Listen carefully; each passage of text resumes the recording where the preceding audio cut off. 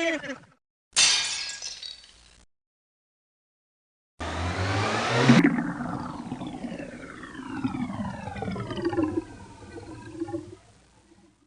everybody, I'm Professor Seminerio. Professor Juan Serrano. Head Instructor John. We're here now, the Casa De Kenpo is now filming what we call the Le Maison edition at Kenpo Fit here in Eagle Rock, California, which is right next to right between Glendale and Pasadena. This is John Boone's school. He was a student of Chris Snell and Mike Bagwell up in Canada. He's come down to the West Coast the last 6 years to train with Juan and myself and improve his American Kenpo. He's a wonderful martial artist and has a wonderful dojo here in Eagle Rock, California.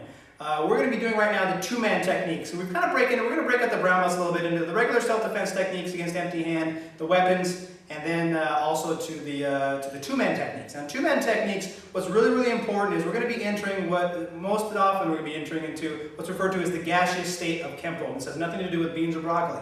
What this has to do with is how do I use my weapons to fill up the space in which I occupy. That's what gas does, is it fills its container, okay? Water or liquid state goes with and moves around objects. Solid, of course, is solid, obviously, but gas, if you put any kind of gas into any kind of container, it fills the entire container. It balloons up just like a balloon. Same thing with your strikes.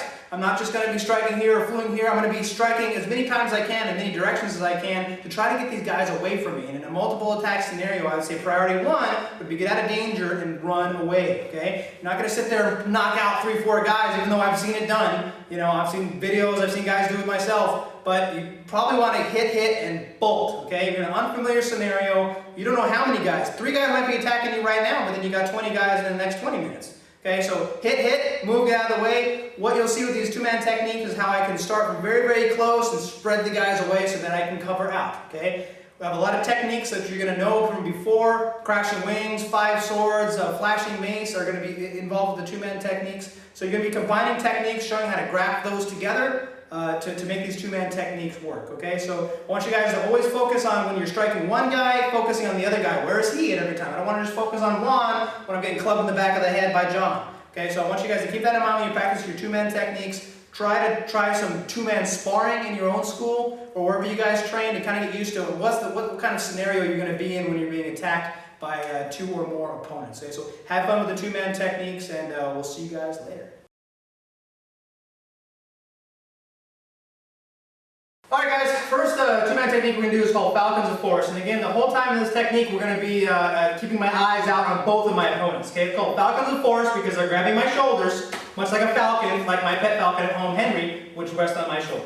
So what I do is I check the hand, step out to my right, with my right neutral bow or fighting horse, chop him in the throat. Okay, from here I take my right foot, I'm going to step up to 1130, then back to 130 as I chop, bang, his neck. Okay, so I'm checking and chopping.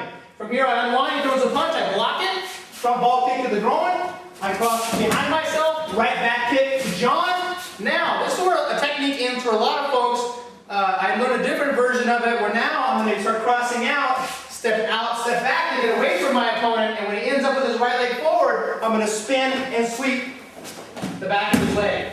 I like this because it teaches the student a new basic, that spinning hook sweep.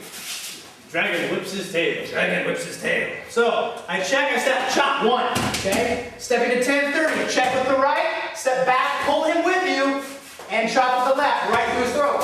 He throws the punch, I block it down, I'm in my right neutral, kick him back, rear cross, back kick John away from the action. From that moment, I kick, I step, I cross out, I start to evade, step out, step back, my reverse bow, get my head out of the way, sweep, and back. One more time.